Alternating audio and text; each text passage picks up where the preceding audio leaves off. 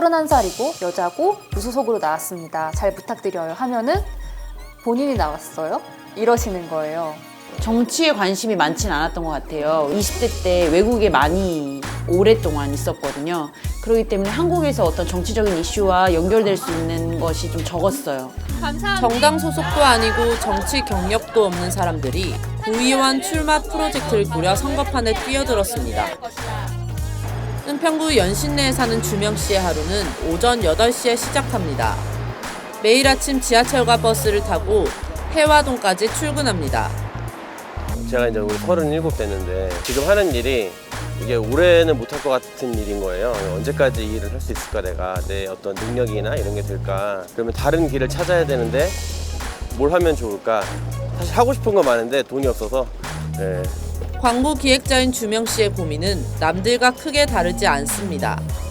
여유가 부족한 삶 또한 마찬가지입니다. 벚꽃을 봐야 되는데 저 꽃을 되게 좋아하거든요. 이렇게 생겼지만 근데 꽃은 못 보네요. 여자느라. 구의원 출마 프로젝트에 모인 이들은 모두 6명. 전직 기자, 독립출판물 기획자, 통역사, 책방 주인, 영어 강사, 광고 기획자까지 평범한 우리 이웃입니다. 국제회의 통역사로 활동을 하고 있고요. 영어 쪽 일을 하고 있습니다. 그래서 프리랜서로 한 지 한 10년 정도 됐고 제가 책방을 운영하고 있기 때문에요. 그냥 늦지막히 일어나서 점심 먹고 책방 와서 하루 종일 책방에 있다가 다시 집으로 돌아가는 일과를 반복하고 있어요. 저희 학원이 초중고 영수 학원이라서 제가 전반적인 학원 관리를 하고 있고요. 그리고 저는 초등학생 아이들이랑 중학생 아이들 영어 수업을 하고 있어요.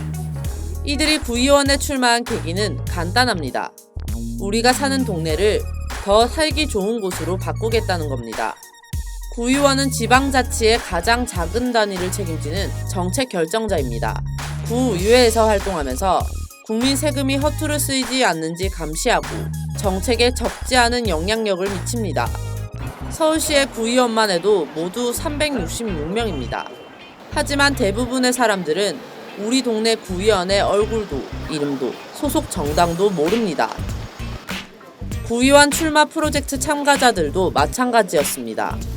정치인을 되게 좀 싫어했고 욕도 많이 했고 이상한 사람들이라고 생각했고 저랑 완전 다른 사람이라고 생각했어요.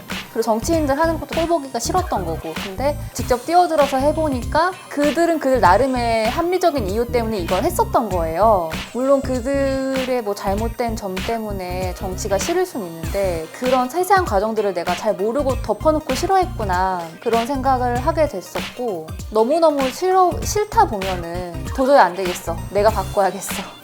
이런 생각 하게 되잖아요. 도저히 더 이상 맡길 수가 없어. 그런 일환인 것 같아요. 저의 문제이기도 하죠. 왜냐면 내 세금으로 사실 돈 주고 부리면서 일을 시켜놓고는 누가 일하는지도 모르고 얼마를 쓰는지 관심도 없었던 저의 잘못이기도 한데 막상 알고 봤더니 구의회라는 조직이 많은 일을 하죠. 뭐 좋은 일도 할 겁니다. 근데 그만큼 유권자들, 시민들의 무관심 속에서 사실 깜깜이처럼 돌아가고 있는 게 많아요. 구의 예산, 영등포구만 해도 5,200억 예산이 통과됐는데 그 큰 예산을 심의하고 통과시키는 과정을 시민들이 적극적으로 알지 않고 구의회도 적극적으로 알리지 않는다고 저는 생각하거든요. 구의원 출마 프로젝트 참가자들은 얼굴 있는 구의원이 되고자 합니다. 기존 정치권에 대한 혐오를 참여를 통해 바꿔보려 합니다. 이들은 주말마다 모여서 선거법 강의를 듣고 밤낮으로 선거운동을 하면서 공약 구상에 매진합니다. 선거운동 방식도 가지각색입니다. 전통적인 선거운동 방식을 따라가는 후보가 있는가 하면 기존에 전혀 없었던 방식으로 선거운동을 전개하기도 합니다. 주명 씨는 은평구 지역 콘텐츠를 넣은 홈페이지 힙한 은평혁명을 개설해 자신을 알리기 시작했습니다. 12년차 기자였던 차윤주 씨도 구의원에 도전장을 내밀었습니다. 윤주 씨의 선거사무소가 있는 건물 외벽에는 12년차 기자 차윤주 씨, 나 대신 내 세금 좀 감시해줄래요? 라는 현수막이 크게 걸려 있습니다. 저 현수막이 처음 걸린 날엔 다른 후보 쪽으로부터 항의 전화도 여러 차례 받았습니다. 현수막을 파란색으로 해서 걸었는데 바로 그날 전화가 빗발치더라고요. 제 명함에 이제 그 전화번호가 있거든요. 아, 왜 민주당 색 썼냐? 지금 호남 연합회 다 뒤집어졌다.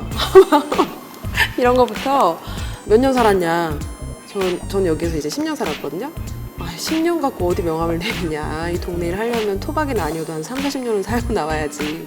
뭐 이런 말을 그냥 대놓고 막 많이 하세요. 이제는 뭐 이제 익숙해져서 상처받진 않고 그러시려니 이제 저분들 생각은 그러시니까. 오후 7시가 되자 윤주 씨의 걸음이 빨라집니다. 퇴근하는 시민들에게 인사를 하기 위해서입니다. 살갑게 인사를 건네지만 외면하는 이들이 더 많습니다. 선거운동을 하다 보면 사람들의 무관심보다 더 황당한 일을 겪기도 합니다. 회사를 그만둔 후배가 있어요. 몇 번씩 도와준다고 해가지고 하여튼 왔는데 술 취하신 아저씨들이 되게 짓궂게 몇 살이냐부터 시작해가지고 뭐 결혼을 했냐 막 뭐 왜 나왔냐 막 이런 식으로 막 되게 살살 놀리면서 질문을 하시더라고요. 그래서 결국엔 그 친구가 그날 울었죠. 근데 왜냐면 성질대로 하면 싸울 텐데 걔도 이제 기자를 했으니까. 근데 차마 싸울 순 없고 계속 이렇게 참다가 하여튼 막 폭풍 눈물을 흘려가지고 너무 미안해서 그 다음부터 못 부르겠더라고요. 밤에. 젊은 여성이 이렇게 띠두르고 사근사근하게 뭐 선생님 막 이러면서 얘기하니까 막 대해도 된다고 생각해요. 정은 씨는 영어 강사로 일하고 있습니다. 영어 학원에서 일하는 오후 1시부터 저녁 10시 사이를 제외한 모든 시간을 선거 운동하는 데 쏟습니다. 정은 씨가 전통시장으로 들어오는 사람들과 눈을 마주치면서 인사를 건넵니다. 구의원 예비후보 김정은입니다. 국격인 김정은이 아니에요? 사람들은 정은 씨가 북한 지도자와 이름이 같다는 사실에만 관심을 보입니다. 정은 씨는 사람들에게 자신을 알리기 위해 커다란 피켓과 어깨띠도 만들었지만 돌아오는 건 대부분 무관심입니다. 지난번에 저희 미팅했을 때보다 이제 훨씬 구체화되고 뭔가 딱 카테고리별로 지금 느껴져가지고 그렇게 많이 생각이 하신 것 같아요. 고민 엄청 많이 해요. 실제로 좀 발로 풀고 계시는 진짜. 그러니까 그럼 시켰잖아요. 그렇게 해야 된다고. 그리고 이게 약간 무소속 후보가 좀 특별성을 가질 수 있는 부분인 것 같더라고요. 그 정당 후보들은 중앙에서 공약 다 내려주니까 그거들을 하면 되고 막 굳이 그렇게 공약을 고민할 필요가 없는데 저는 그게 아니니까 오히려 이걸 좀 잘 살려서 하면 좋을 것 같아요. 금천구 다선거구에 출마하는 곽승희 씨는 공약 만들기에 열심입니다. 승희 씨는 지역구 지도를 보면서 주민들을 위한 문화 공간을 만들 계획을 세우는 중입니다.